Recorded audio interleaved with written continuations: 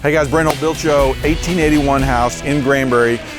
Bunch of cool things exposed, surprises, amazing details, fun construction. Come join me.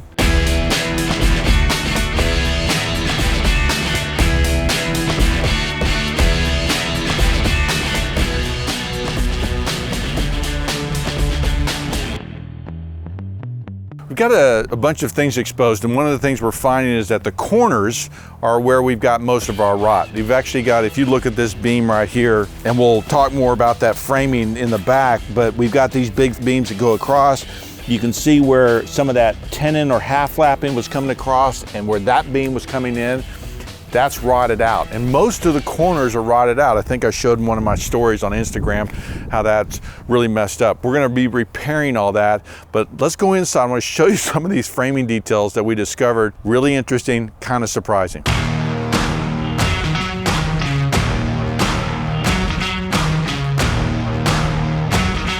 Okay, we got some interesting details exposed. One is, there are no door and window headers, right? Those studs come down right onto the frame of the window. What's going on there, right? Well, let me back up and explain kind of the framing history here. Originally, pre-1840, right, you have timber framing. Timber framing are huge beams, just like that beam we just looked at outside. They're 6 and 8 inches in diameter. The whole house would have been timber framed, right? And so large beams going up. Starting 1840s, probably into the early 1900s, you have balloon framing, and balloon framing is that stud starts on that beam and goes all the way up to the ceiling on the second floor, and the second floor deck is the joists are set onto a ribbon band. See how that horizontal piece is actually notched into the stud? See how that's happened? And then they set the second floor joist on top of that beam, okay? That ribbon band, that set in piece, okay? So this is typically how they built, into the early 1900s. And then with California, I've heard it called Western framing. You have, build up the walls, plate it, then set the second floor on top of that, deck it, and then build up again. So you don't have studs going from floor to second or third floor. One of the problems with balloon framing was that if a fire starts, it actually can run right up to the rafters of the house as opposed to stopping. So then you have things like fire blocking. What was the fire block for? So that the flames didn't run up the inside of the wall. So you're looking at kind of second generation framing here. In the pattern books and things that I'm looking at, a lot of the framing details on these houses do not show any headers. And that's doesn't really happen until 1920s when you have framing charts and things like that where those things are kind of organized that way. So really early framing details, and kind of the surprise here is that we open this up and there are no door or window headers. There's an interior door, no door header. There's an exterior window, no door header. And this was kind of typical of how it was done. Remember this little arch in here, you can see how they framed it up and how it's kind of goofy. I think there's a little bit of sag in there too, as there's a little bit of water damage. We'll probably have to fix that too. So kind of some cool framing details. Let me show you these windows, right? And so we're 1880s in Texas, and this house didn't have a running water when it was built, right? It most likely didn't have any electricity. We don't see any knob and tube wiring going through here and stuff. A lot of those modern things, right? They did put an HVAC system in here. Didn't happen until much later. What was the deal with the windows? I've been wondering, kind of figuring out when did they make these. You'll see that we've got these pegs here, so that all these things were mortise and tenon and pegged, right, which is an early building detail.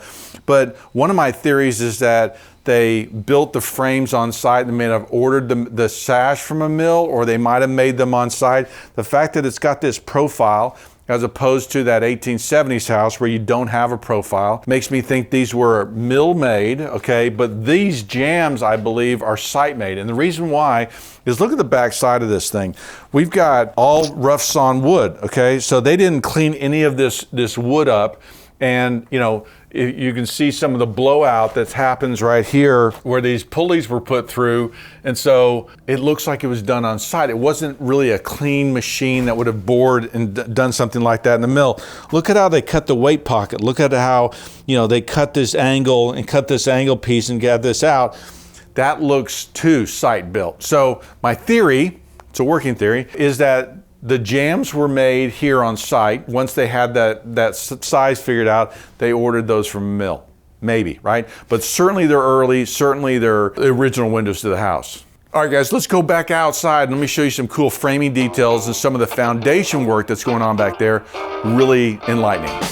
Okay, guys, so we're in the back of the house now. We've taken it all off. Remember, there was a outdoor grilling area deck here. It was covered, some porch parts that weren't original, some weird stuff. We got some of that stored over here. You're gonna look here, and we've got a 2x12 that runs around the outside, kind of this band joist.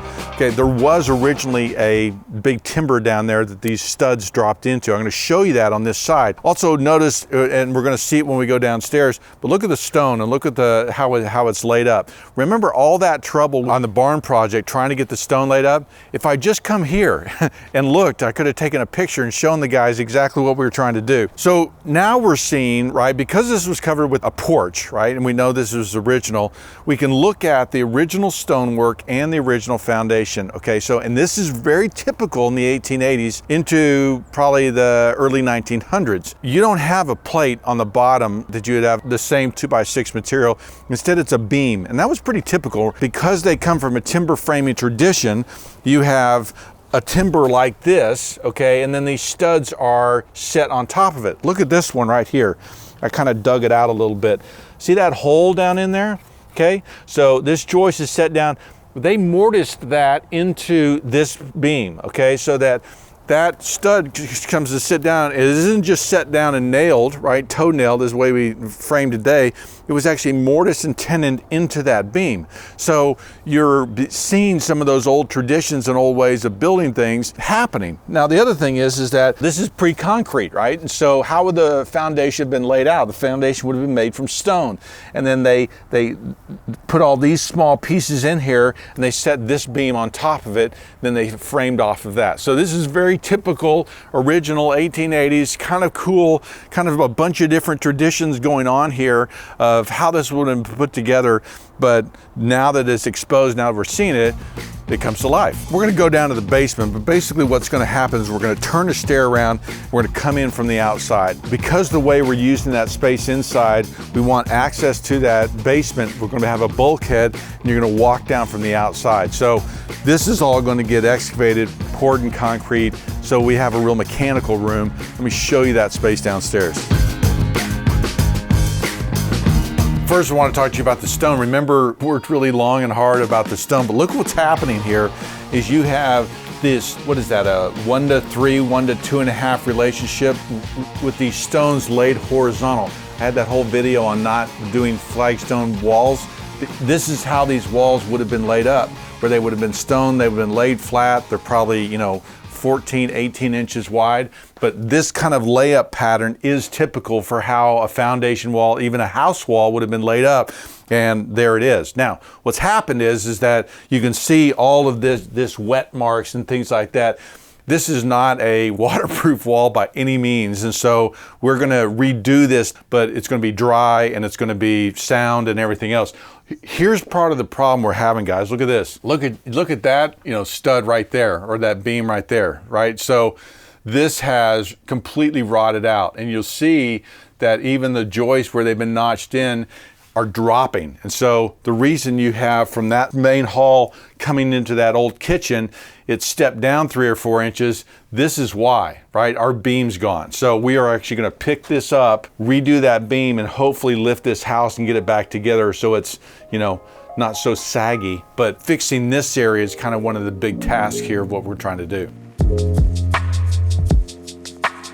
Okay guys, so the 1881 house, kind of some fun things, right? Seeing how it was framed, seeing how it's put together, seeing all the history. It's gonna be really fun once we get the permit. It's taking a little bit too long, but we're gonna have a lot of fun fixing this house up. It's an awesome house with great bones. The framing details, those are some of the things I'm dropping on the Patreon page. If you join that thing, the journeyman level, the curated library, some of the framing, those historic framing details are things I'm gonna be dropping and showing so that you can build up your library, how things used to be built, become a better builder, become a master builder.